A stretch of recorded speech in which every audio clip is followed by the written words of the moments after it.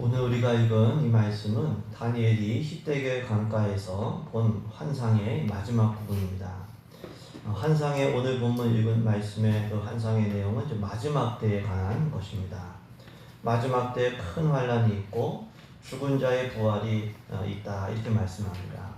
먼저 1절을 보시면은 그때에 이렇게 말씀하고 있습니다. 이 그때라고 하는 것은 마지막 때를 의미하죠. 그때 내 민족을 지켜주는 큰 천사 미가엘이 일어날 것이요 이렇게 말씀하고 있습니다. 또 환란이 있을 것이다 이런 말씀이 있고요. 이 환란은 이 땅 위에 나라들이 생긴 뒤로 한 번도 없던 환란이다. 그만큼 큰 환란이라는 것이죠. 하지만 내 백성 중에 책에 기록된 모든 자는 구원을 받을 것이다 이렇게 말씀하고 있습니다. 우리 1절 말씀을 우리 한 목소리로 같이 읽도록 하겠습니다. 그때에 내 민족을 호위하는 큰 군주 미가엘이 일어날 것이요 또 환란이 있으리니 이는 개국 이래로 그때까지 없던 환란일 것이며 그때 내 민족 중 책에 기록된 모든 자가 구원을 받을 것이라. 아멘. 우리는 살아가면서 크고 작은 환란과 어려움을 만나죠. 하지만 마지막 때에 있을 환란은 나라들이 생긴 이래로 처음 있는 환란이라고 했습니다. 그만큼 큰 환란, 대환란이라는 것이죠. 하지만 책에 기록된 모든 자는 구원을 받을 것이다 이렇게 말씀하고 있습니다. 여기서 책에 기록되었다고 하는 것은 생명책에 기록되었다는 말씀입니다. 출애굽기 32장에 모세가 이제 이스라엘을 위하여 중보하는 그런 말씀이 나오는데요. 모세가 이스라엘을 용서해달라고 하면서 그렇지 않으면 자기 이름을 주께서 기록하신 책에서 지워달라고 했습니다. 아주 생명을 걸고 이게 기도한 거죠. 구원받은 하나님의 백성들의 이름이 기록된 책이 있다고 하는 것입니다. 또한 요한계시록 17장 8절에서도 죽임을 당한 어린 양의 생명책에 창세 이후로 이름이 기록되지 못한 이들 이런 말씀이 있거든요. 그런 사람들이 짐승에게 절한다 이런 말씀이 있고요. 요한계시록 20장 15절에서도 누구든지 생명책에 기록되지 못한 자는 불못에 던져지리라 이런 말씀이 있습니다. 이 말씀을 거꾸로 이렇게 하면은 오늘 말씀에 나온 본문 말씀처럼 생명책에 기록된 자는 누구든지 구원을 받게 된다라고 하는 것을 알 수 있습니다. 이를 통해서 아무리 큰 환란이 올지라도 생명책에 기록된 자는 구원을 받게 된다. 이것을 우리가 알 수 있습니다. 이처럼 세상 끝에는 큰 환란이 옵니다. 지금도 코로나로 인하여 많이 힘들지만 마지막 때의 환란과는 비교가 안 되는 거예요. 요한계시록 8장을 보시면은 천사들이 나팔을 불 때에 땅의 3분의 1이 타버린다 이런 말씀이 있어요. 또 다른 천사가 나팔을 부니까 바다와 강들의 3분의 1이 피가 된다 이런 말씀도 있습니다. 해의 3분의 1이 달의 3분의 1이 별들의 3분의 1이 타격을 받아 어두워진다고 했어요. 상상할 수도 없는 큰 환란이죠. 마지막 때의 환란은 큰 환란입니다. 예수님은 마지막 때에 난리가 있을 것이고 전쟁이 있고 기근이 있고 지진이 있을 것이다 이렇게 말씀합니다. 물론 살아가는 동안에도 여러 가지 환란이 있습니다. 예수님께서 제자들에게 세상에서는 너희가 환란을 당하나 이렇게 말씀하셨습니다. 그러니까 우리가 환란이 있다고 하는 것을 기억하고 어느 정도 각오를 하고 있어야 돼요. 이 환란을 이겨야 된다. 네, 세상 끝에 갈수록 환란은 더 커진다. 이걸 우리가 각오를 하고 있어야 돼요. 왜 하나님께서 환란을 허락하실까요? 우리 입장에서는 좀 환란이 없었으면, 좀 유혹이 없었으면 좋겠다 이렇게 생각을 해요. 하지만 환란과 유혹을 통해서 우리의 믿음이 드러나게 되고, 우리의 믿음이 참 연약하다고 하는 것이 드러나게 되고, 또 우리가 더 강해지려고 연단받으려고 애쓰고 그 과정 중에서 연단되고 성장이 되는 거죠. 환란이나 유혹이 없으면 믿음이 진짜인지 가짜인지가 검증이 할 수가 없어요. 환란을 이기고 유혹을 이긴다. 그건 진짜 믿음이 된 거죠. 그렇기 때문에 환란이 없기를 기도하지 말아야 돼요. 환란이 없을 수가 없어요. 환란을 당한다고 했습니다. 우리가 전도할 때도 환란 없이 전도한다? 전도가 될 수가 없는 거예요. 중요한 것은 환란을 이기고 통과해서 순금같이 나오는 거죠. 환란을 이기고 유혹을 이기고 순금같이 나오는 우리 모두 되기를 예수님 이름으로 축복합니다. 그럼 어떻게 해야 환란을 이길 수 있을까요? 뭘 바라보느냐? 이게 참 중요합니다. 환란만 바라보면 안 돼요. 환란만 바라보면 겁먹게 되고 두려움에 사로잡히게 되고 굴복하게 됩니다. 마귀가 역사하는 방법이에요. 항상 심리적으로 먼저 두려움을 주는 게 마귀가 하는 건데요. 마지막 때 있을 환란은 개국 이래에 처음 있는 큰 환란일지라도 거기 말씀이 더 있죠. 책에 기록된 모든 자는 구원을 받을 것이다. 이렇게 말씀했어요. 또 내 민족을 호위하는 큰 군주 미가엘이 일어난다고 했어요. 환란이 올지라도 하나님께서 천사를 통해 또 보호하신다고 합니다. 우리가 환란을 두려워하지 말고 환란 중에서도 보호하시는 하나님의 보호와 구원을 바라봐야 될 줄로 믿습니다. 마지막 환란이 오더라도 이거 지나면 구원의 완성이구나. 구원의 완성을 바라봐야 돼. 환란 뒤에 있는 천국의 영원한 안식을 우리가 바라보면서 승리하시게 주의 이름으로 축복합니다. 뭘 바라보느냐? 그 뒤에 있는 환란 뒤에 있는 영원한 구원의 완성, 그걸 바라봐야 돼.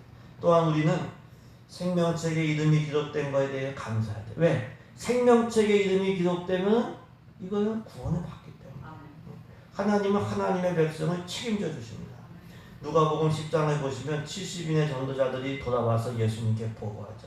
주여, 주의 이름이면 귀신들도 우리에게 항복하더이다. 오늘 장로님 주의 이름으로 대적하며 기도하게 해달라고 기도하셨는데, 주의 이름이면 귀신들도 항복하더이다.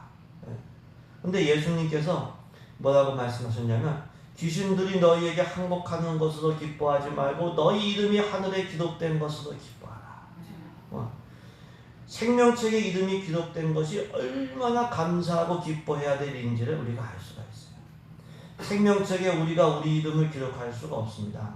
구원은 받는 것이고 주님이 기록하시는 것이고, 이 구원은 하나님의 은혜인 것이죠.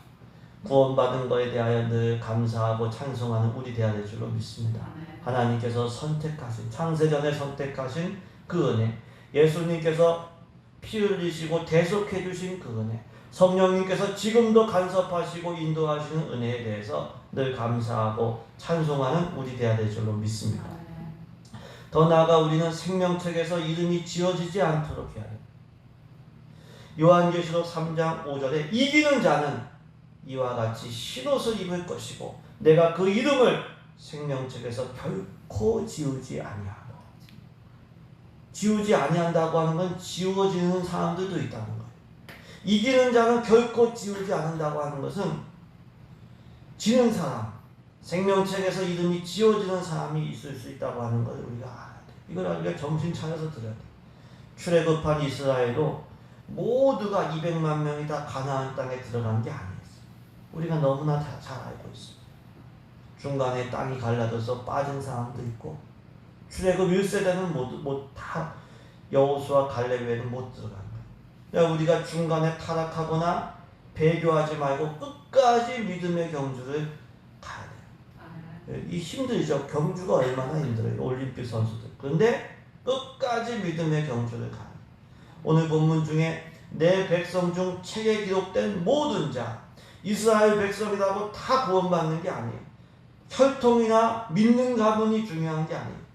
내 이름이 생명책에 기록되어 있느냐, 나팔 불 때 내 이름이 불려지느냐, 이게 중요한 거예요.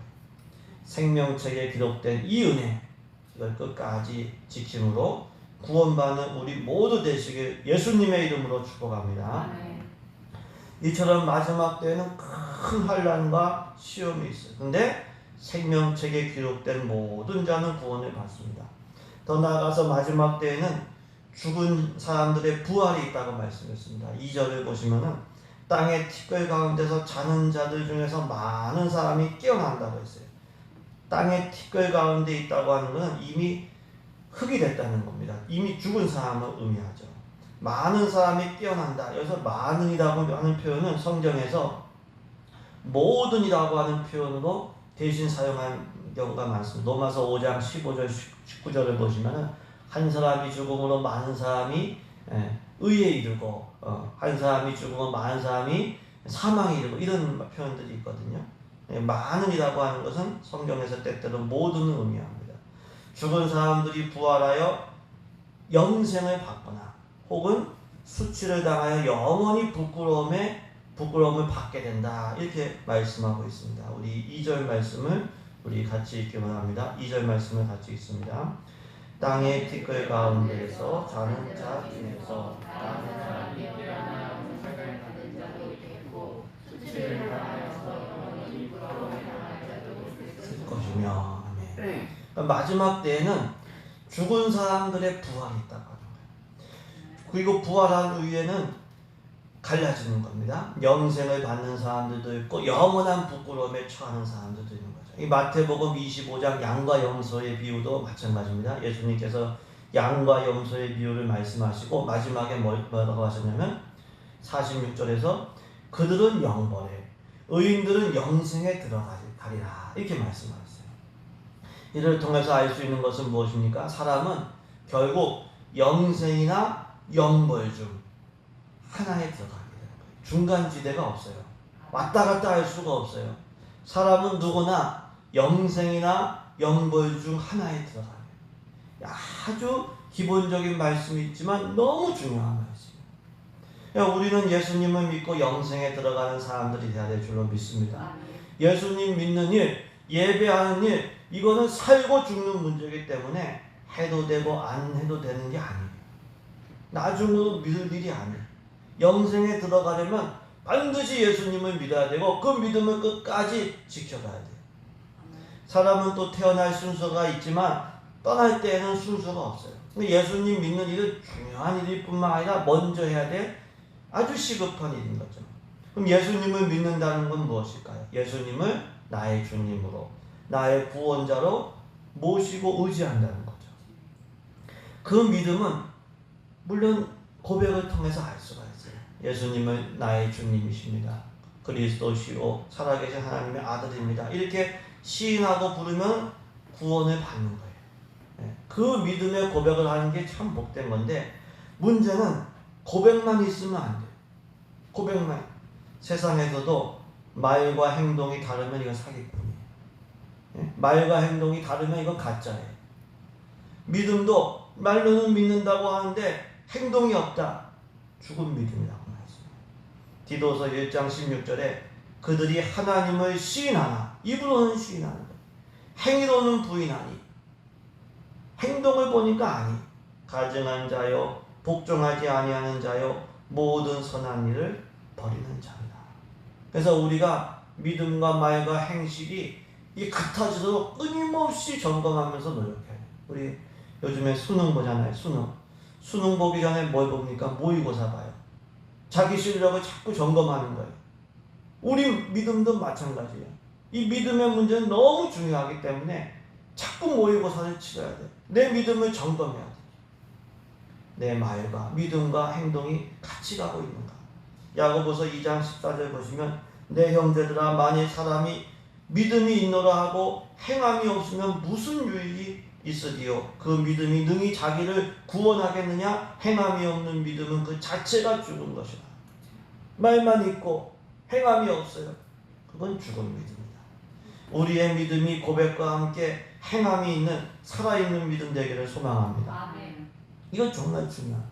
또 예수님을 믿는다는 것은 예수님과 연합한다는 거죠. 그 요한복음 15장을 보시면 예수님께서 포도나무와 가지의 비유를 말씀하세요.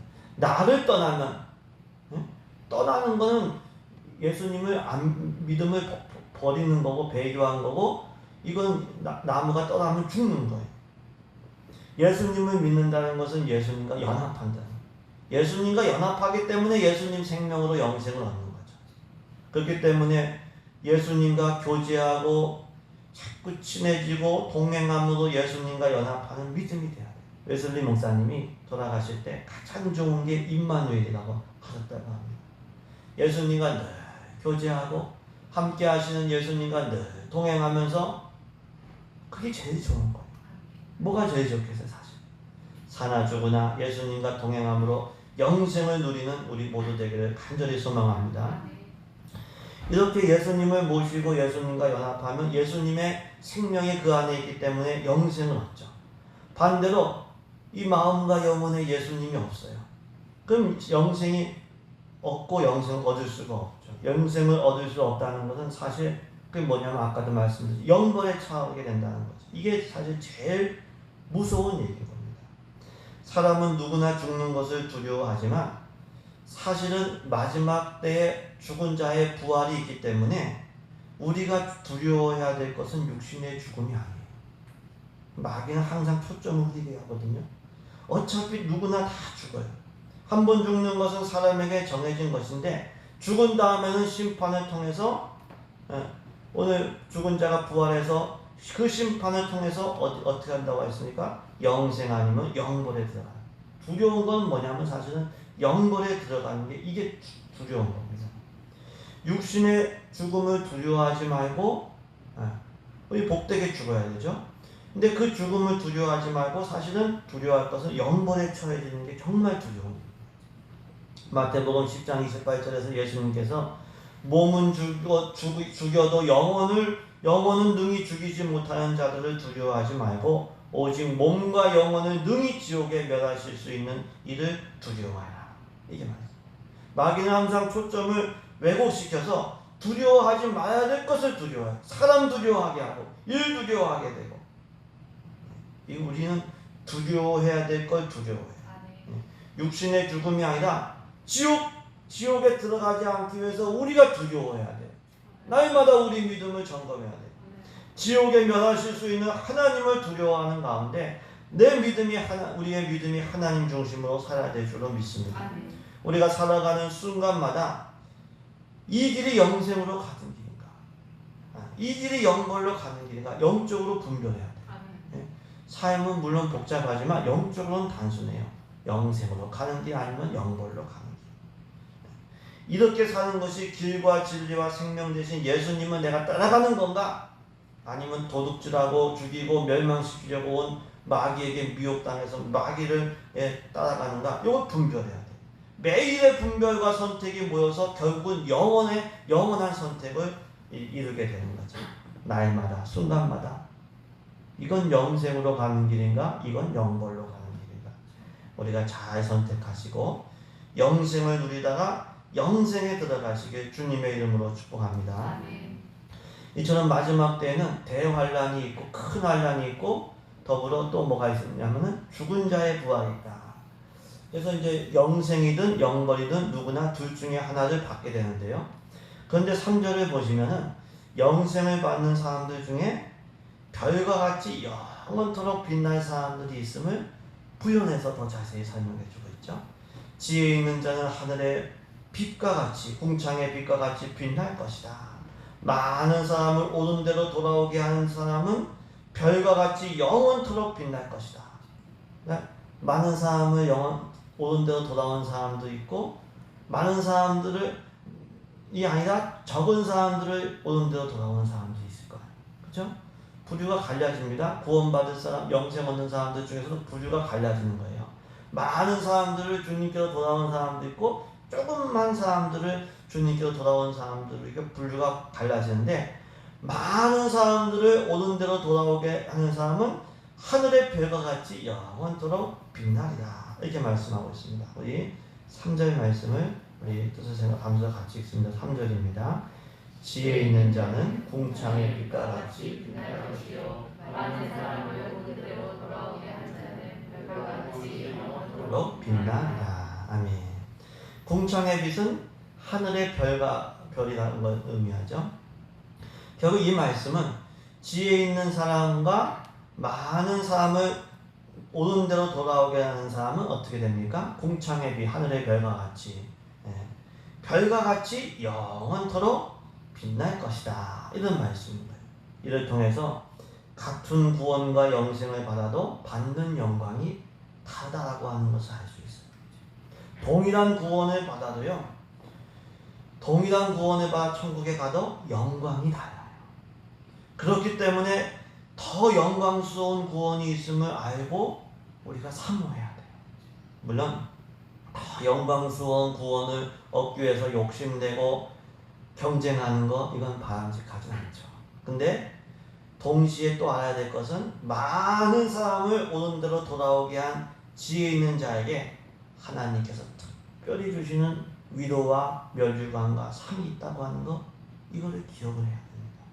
반대로 고린도전서 3장을 보시면 어떤 이들은 구원을 받지만 불 가운데서 받은 것과 같은 구원을 받는다고 했어요. 부끄러운 구원을 받는다는 거죠. 우리 같이 말씀을 읽겠습니다. 고린도전서 3장 15절입니다. 누구든지 그 공적이 불타면 해를 받으리니 그러나 자신은 구원을 받되 불 가운데서 받은 것 같으리라. 다 주님을 위해서 뭔가 일을 하는데 그거 이제 하나님이 시험을 하시는데 불타면은 구원은 받지만 불 가운데 받은 것 같이. 여러분들 집에 불이 나면은 뛰쳐나오면 어떻게 됐어요? 막 옷도 제대로 못 입겠죠. 부끄러운 구원을 받는다는 겁니다.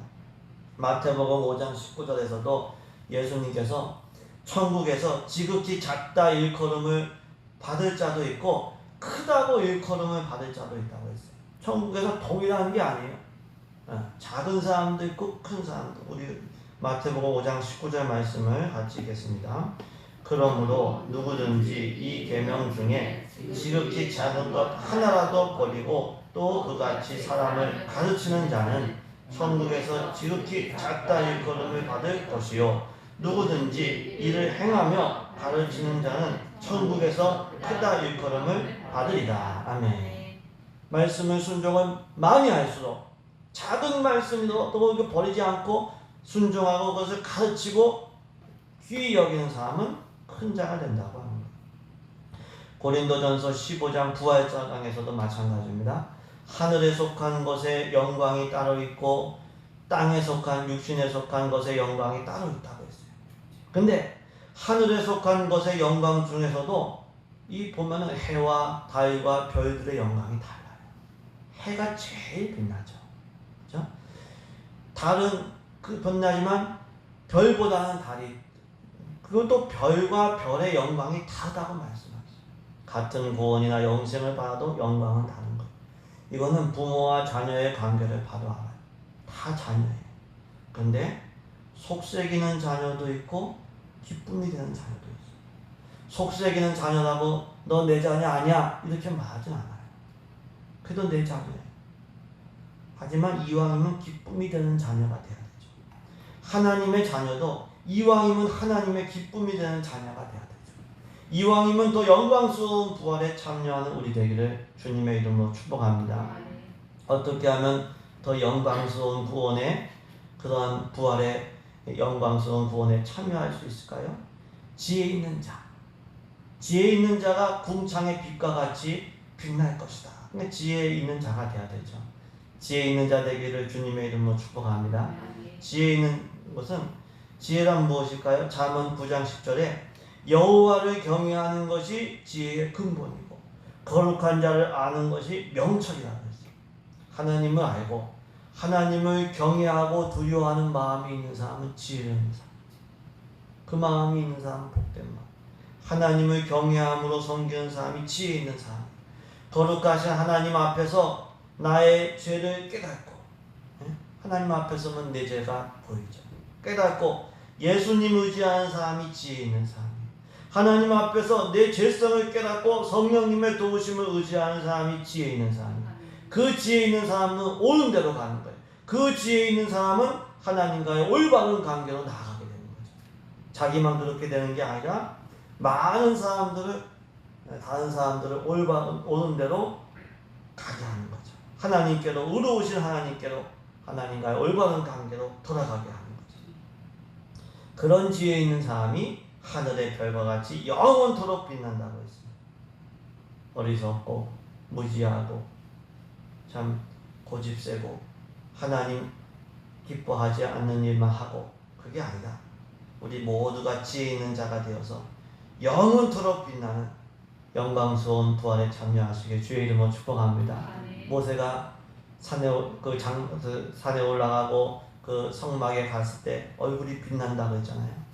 우리 기도 많이 하고 찬송하면은 얼굴이 빛나잖아요. 영광이 있어요. 살아갈 때도 주의 영광이 있는 교회와 우리 성도 되시고, 또 우리 영혼에 들어갈 때 더 영광스러운 부활에 참여하시길 주의 이름으로 축복합니다. 이렇게 다니엘은 마지막 때에 있을 큰 환난과 죽은 자의 부활과 영광스러운 부활에 참여할 사람들에 대한 환상을 보았습니다. 이 환상을 본 후에 하나님의 음성이 들렸어요. 지금까지 본 환상, 이에 대한 모든 것을 말씀을 기록해서 마지막 때까지 잘 간수하고 봉함하라. 우리 4절 말씀을 우리 같이 읽도록 하겠습니다. 4절 말씀입니다. 다니엘아, 마지막 때까지 간수하고 이를 봉함하라. 많은 사람이 빨리 왕래하며 지식이 더하리라. 아멘. 이 간수하고 봉함하라는 말씀은 아무도 못 보게 숨겨놓으라는 말씀이 아닙니다. 이 고대 시대에 중요한 문서가 있으면 원본을 함부로 도용하고 바꾸지 못하도록 도장을 찍어가지고 보관한 거예요. 그리고 사본을 만들었는데요. 이 간직한다는 것은 그렇기 때문에 아무도 못 보게 하기 위함이 아니에요. 다른 사람들에게 정확한 내용이 전달되도록 잘 보관하는 거죠. 왜 그렇게 해야 될까요? 많은 사람들이 빨리 왕래하며 지식이 더할 것이라고 말씀하고 있어요. 환난 당할 때 많은 사람들이 구원을 찾아서 빨리 왕래하는 거예요. 어디에 구원이 있을까? 그러면서 구원의 지식이 더해진다고 하는 거죠. 그런 사람들에게 구원의 말씀을 전하기 위해서 그 말씀을 잘 간직하고 봉함하는 거죠. 이를 통해서 알 수 있는 것은 무엇입니까? 구원의 말씀을 정확하게 전달하려면 잘 간직해야 된다는 것을 알 수 있습니다.